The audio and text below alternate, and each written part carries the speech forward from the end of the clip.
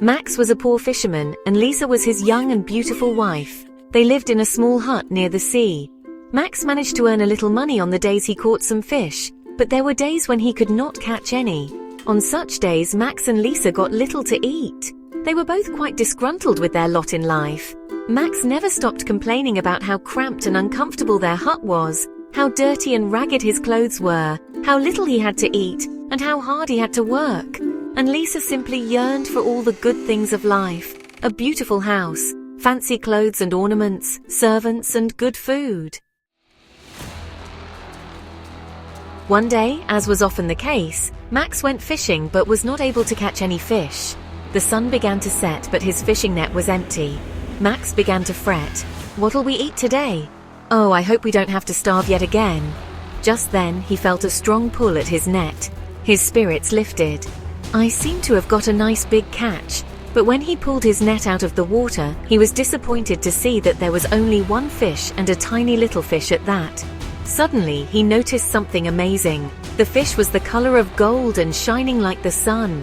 As Max looked on mystified, the fish began to speak. "Please save my life," it said. "Please throw me back into the water. I am the king of the sea. The king of the sea!" Max was alarmed by the very idea. He opened his net and the fish fell back into the water. At once, the water became the color of gold.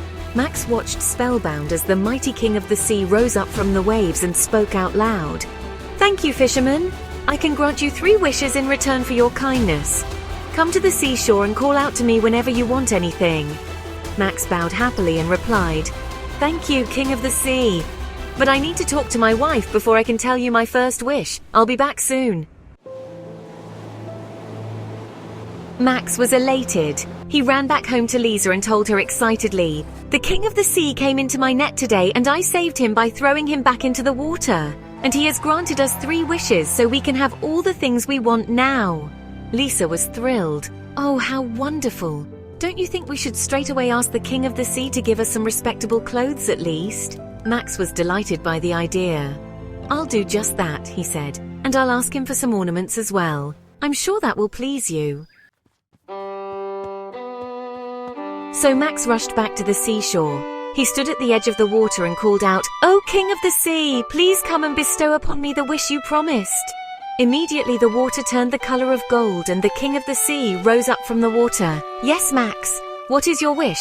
Max answered eagerly. "Lisa and I would like some decent clothes and ornaments." The king of the sea replied, "Go back. Your wish has come true." Max looked down and noticed that he was now wearing a fine set of clothes.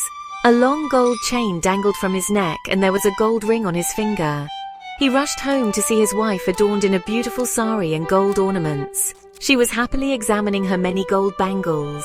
When she saw him, she called out, "Max, look, how gorgeous these bangles are! Oh, how fortunate I am!"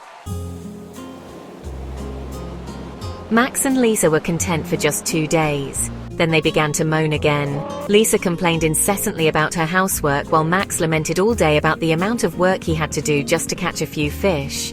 Finally, Max decided that he would go to the king of the sea and ask for servants who could help them with their daily chores. So Max rushed again to the seashore and standing at the edge of the water called out, "Oh, king of the sea, Lisa and I both need some servants. Please grant me my second wish." At once, the water became the color of gold and the king of the sea ascended from the waves and said, "Your second wish too is granted. But be careful. Remember you have only one more wish left, so make sure you do not become too greedy." Max went back to his hut to find Lisa lying on a mat while a maidservant massaged her feet. One servant was busy with the cooking. Another was mending his fishing net, while yet another rushed forward with a mat for him. Lisa beamed up at him from her mat. "Oh, Max, isn't this life wonderful? For the first time in my life, I feel so relaxed." Max also lay down on his mat. He closed his eyes to savor the pleasure of the moment as one of the servants took off his slippers and began to massage his feet. Life now seemed blissful and trouble-free for Max and Lisa. But it was only a week before they began to grumble again. They began to whine that their hut had become even more cramped and uncomfortable with so many servants. Then Max thought of asking the king of the sea for a bigger house. Lisa was overjoyed at the idea. So Max rushed once more to the seashore and standing at the edge of the water called out, "Oh, king of the sea, I want you to give me the third wish you promised. We need a bigger house, so can we have that now? Again the water turned the color of gold and the king of the sea appeared from beneath the waves. This wish too is granted, said the king of the sea. But I warn you again, greed will bring about your downfall and give you nothing but unhappiness.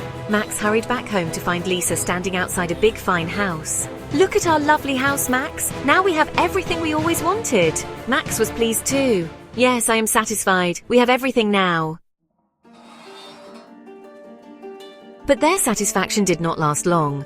After a few weeks, Lisa told Max, "Do you know that in spite of our fine house and servants, the village women still call me a fisherman's wife? It makes me feel quite humiliated."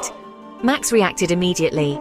"Yes, they still call me a fisherman too. We need to do something about that. We need to be treated with more respect.